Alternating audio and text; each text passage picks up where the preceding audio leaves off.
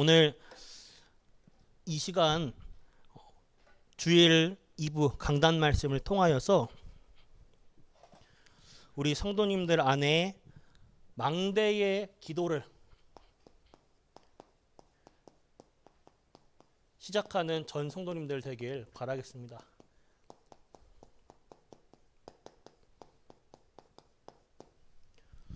먼저 우리가 살면서 우리에게 하나님의 언약이 임합니다.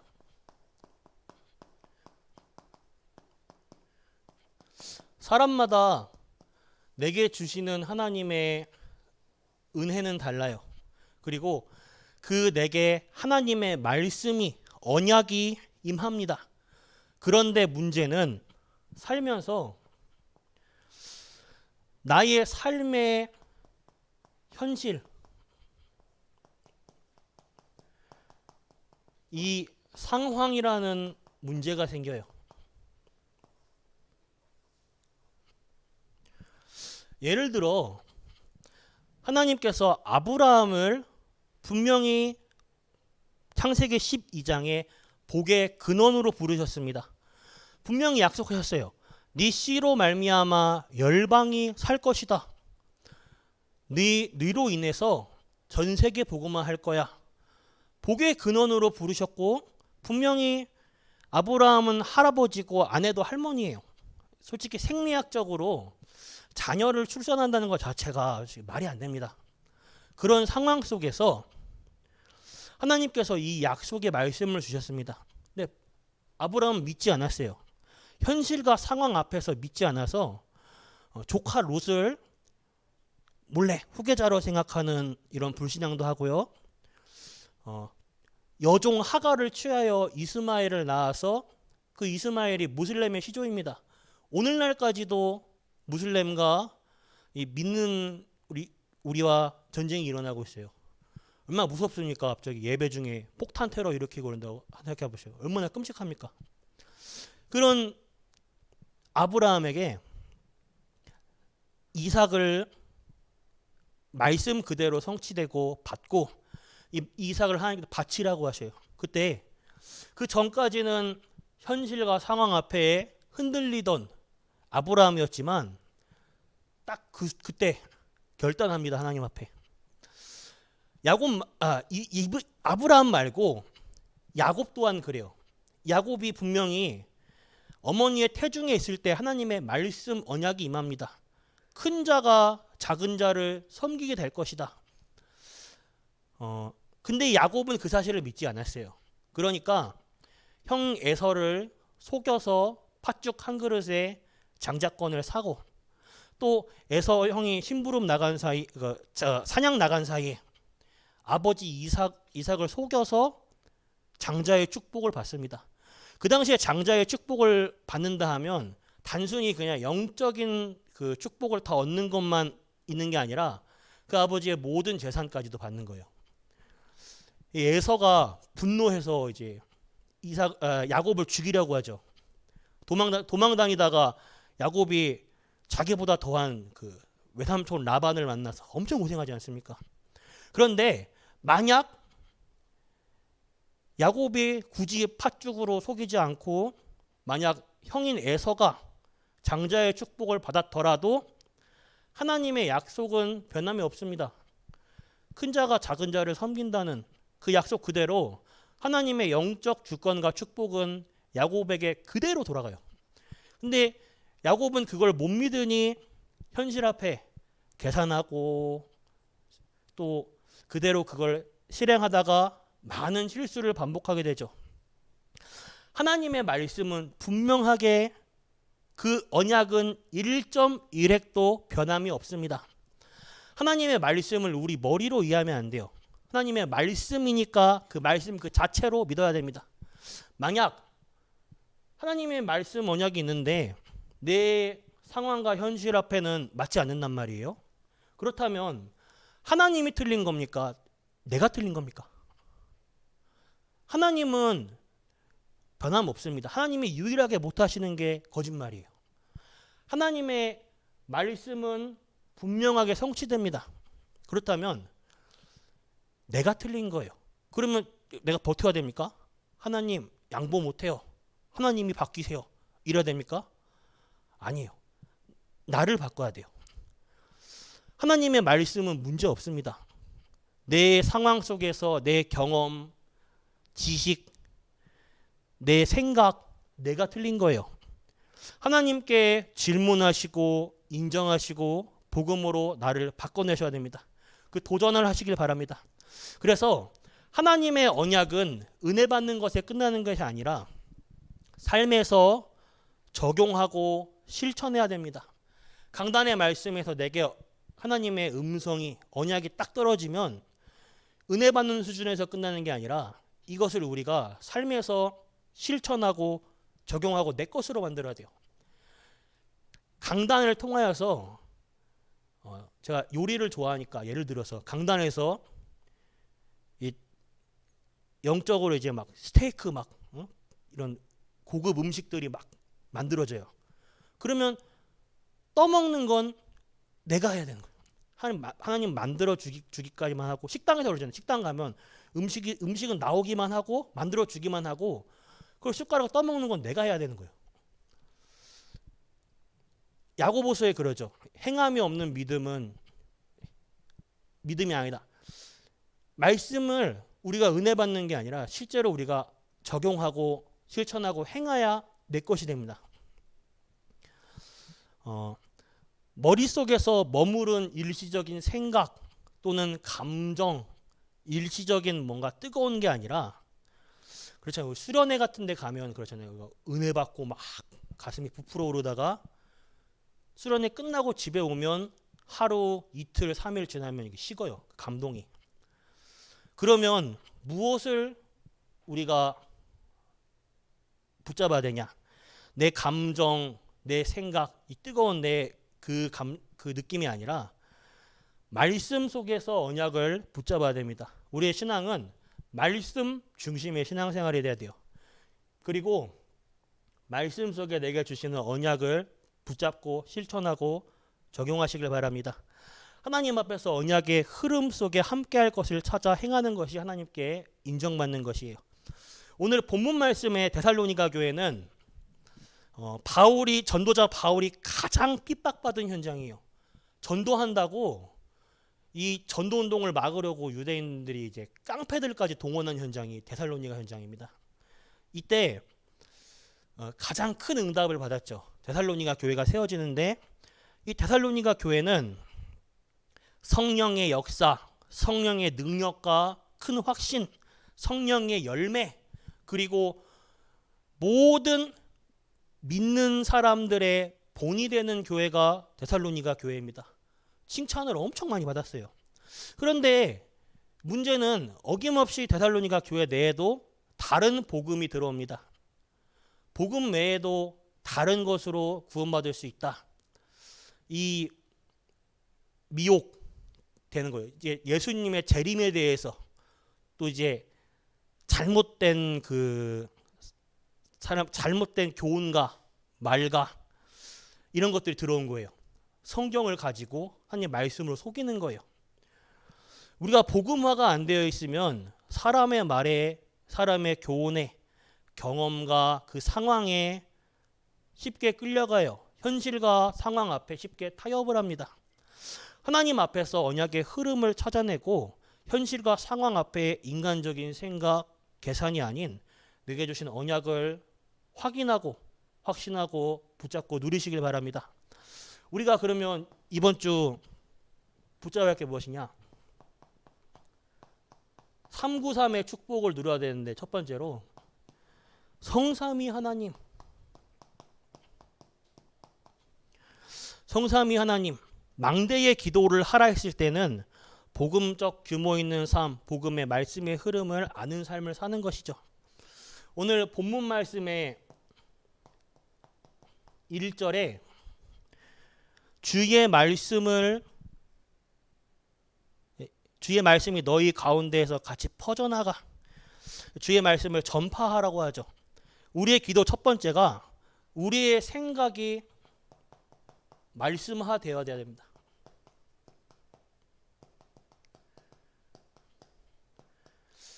내 생각을 복음 앞에 바꾸셔야 돼요. 내려놔야 돼요. 내 모든 발걸음의 여정이 말씀의 여정입니다. 말씀을 전파한다는 것 자체가 성삼위 하나님을 누리는 것이에요.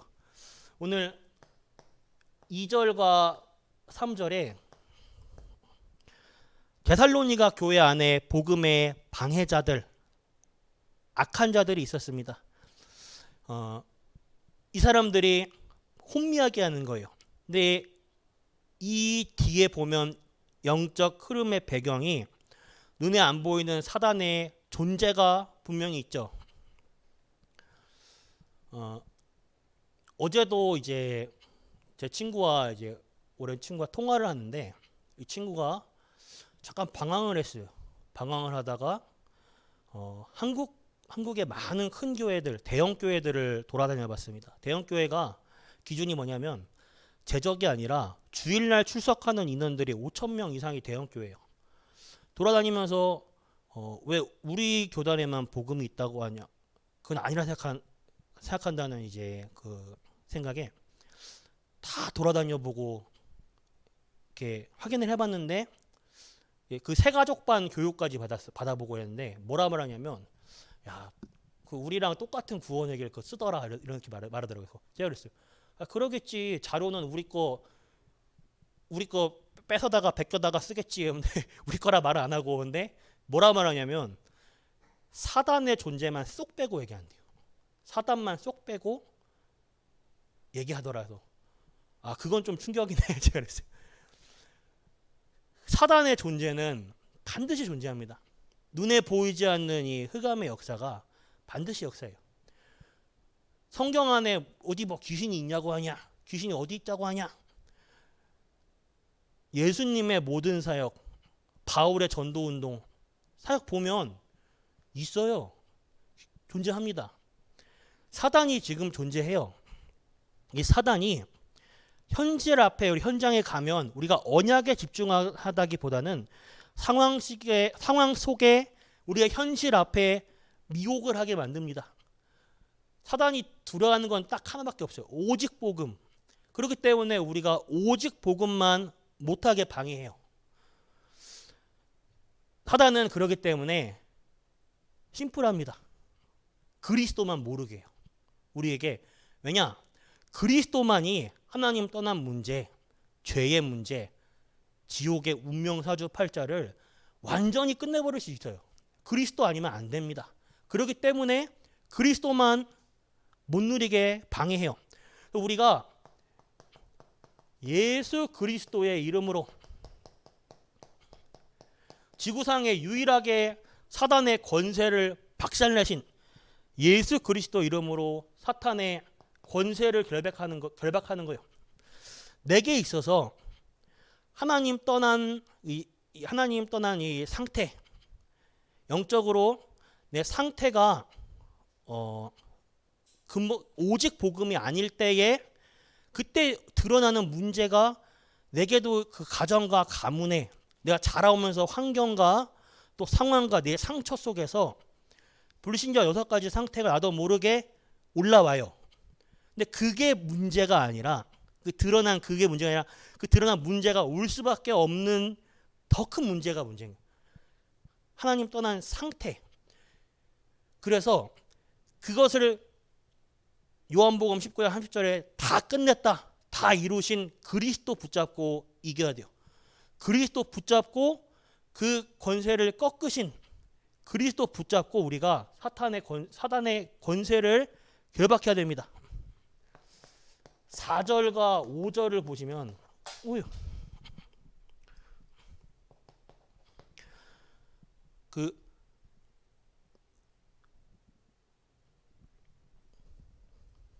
우리가 4절에 주 안에서 확신하노니 주 안에서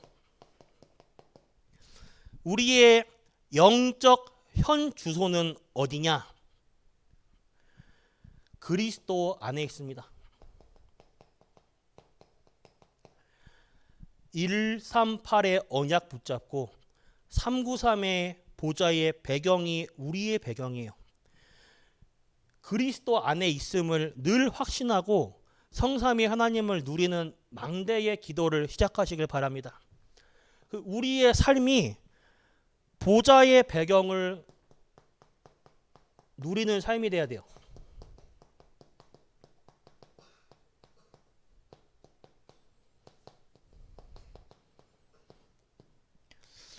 6절부터 15절까지 규모 있는 삶이 나옵니다. 6절에 예수 그리스도의 이름을 의지하는 삶을 사시길 바래요.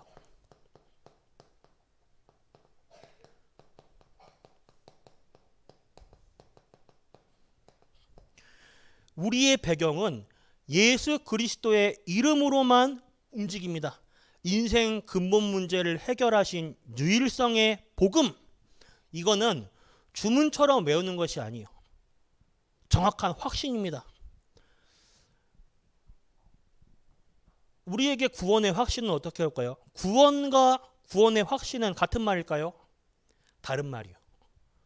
구원은 구원이에요. 그러면 이거 구원의 확신을 어떻게 하냐? 만약에 우리가 집을 얻었습니다. 그 집이 내 집이라는 걸 어떻게 증명을 해요? 말씀이에요. 하나님의 말씀이 우리에게서 구원의 확신을 어떻게 하냐?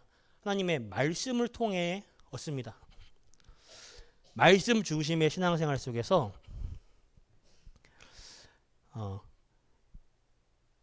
주문처럼 외우는 신앙생활, 주문처럼 이렇게 부르는 게 아니라 정확한 확신을 하는 삶이에요.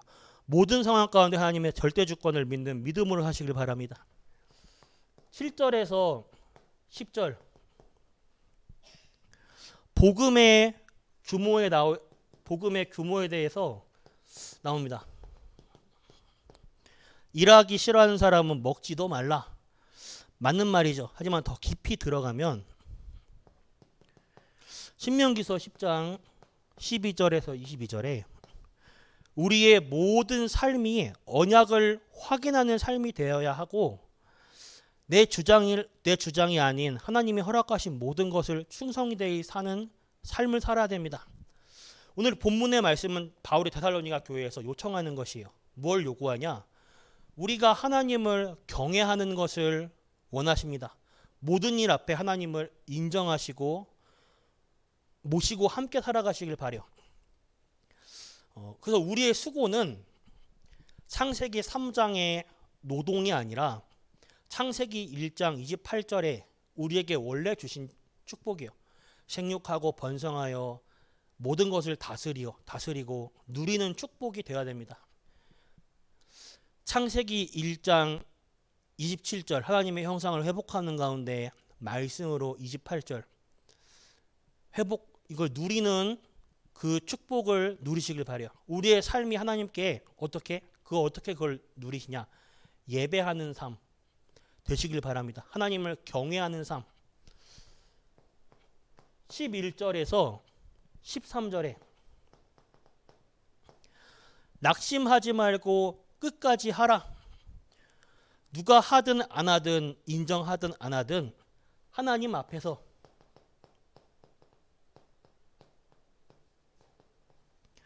14절과 15절 모든 관계 속에서 낙심치 마시고 요한복음 16장 33절에 세상을 이기신 예수 그리스도로 모든 환난과 상황을 담대히 정복하시길 바랍니다.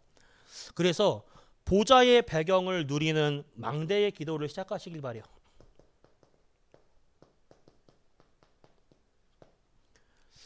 그러면 시대 살리는 증인의 응답이 따라오게 될 것입니다.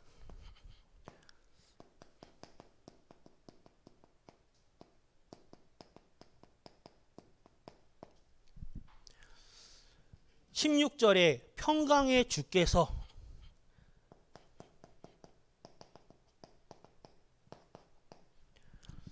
하나님이 때마다 일마다 친히 역사하셔요. 평강을 주신다. 평강은 분쟁이 없는 상태가 아니라 분쟁에 영향을 받지 않는 상태예요.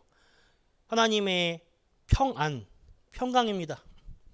우리에게 예수 믿고 신앙생활을 한다고 우리의 문제가 당장 해결 안 될 수 있어요. 경제적인 문제라든지 관계라든지 상황이라든지 사람마다 문제는 다양하게 여러 종류로 오게 됩니다. 그런데 내가 여기에 내 생각과 마음이 계속 빠져있고 속해 있는 게 아니에요. 어디로? 그리스도 안에서.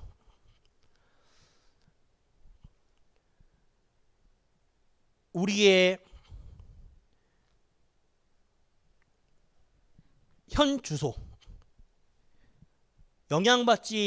문제에 영향받지 않을 만큼 하나님께서 화평을 주십니다. 우리에게 평안함을 주셔요.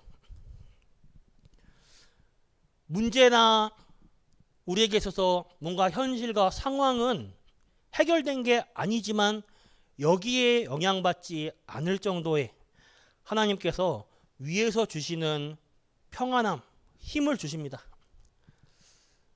이 보좌에서 주시는 힘을 실제적으로 누리시길 바랍니다.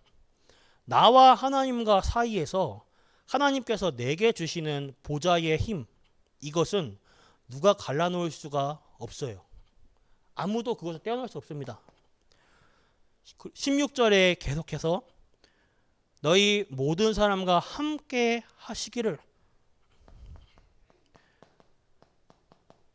with 임마누엘 원네스, 우리 전 성도님들이 받을 힘입니다. 성삼위 하나님의 보좌의 배경을 누리는 속에서 하나님이 주시는 힘 속에서 함께 가고 함께 할 수 있고 기다리고 품고 수용하고 초월할 수 있는 모든 힘이 그리스도 안에 있어요. 마지막 17절, 18절에 바울이 친히 편지로 증거하였다. 이것은 증인의 문서입니다.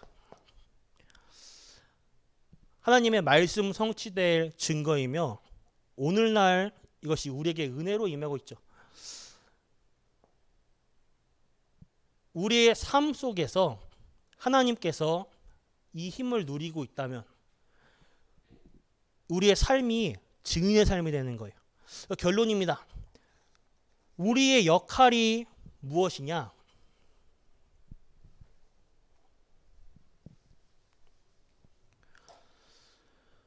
모든 것이 하나님의 은혜,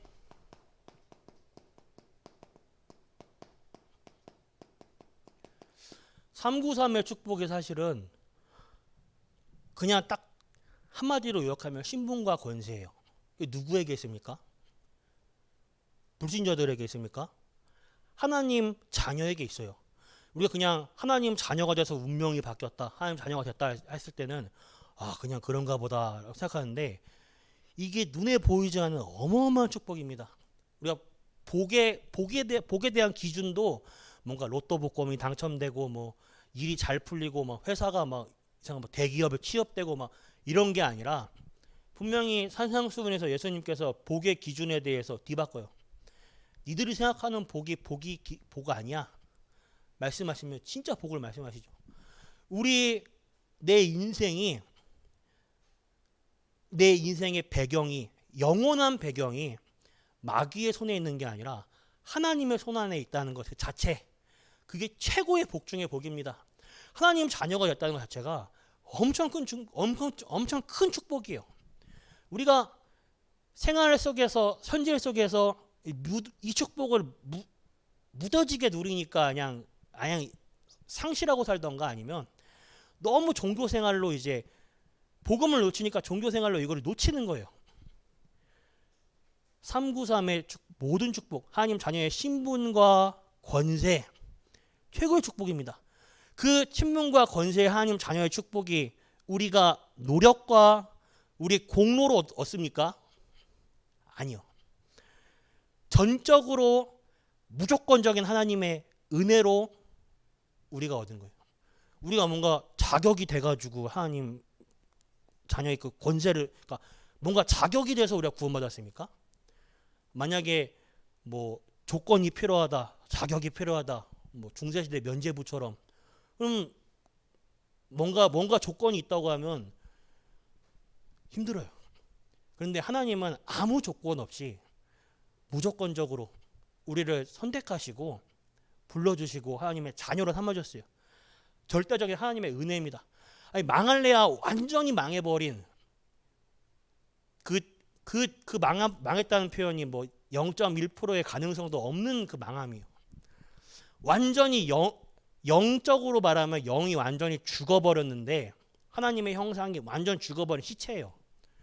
시체가 살아날 수 있겠습니까? 시체에게 뭔 희망이 있습니까? 죽은 자는 말도 없고 움직이도 못해요. 그런 우리에게 하나님 자녀로의 재창조의 축복이 일어났어요. 하나님의 은혜입니다. 무조건적인. 하나님의 이 은혜를 누리고 증거하는 것이, 아니 이거 받았으면 이걸 누려야죠. 은혜를 누리고 이 사랑을 증거해야죠. 다른 사람에게도. 이것이 망대의 역할입니다. 하나님의 은혜의 플랫폼,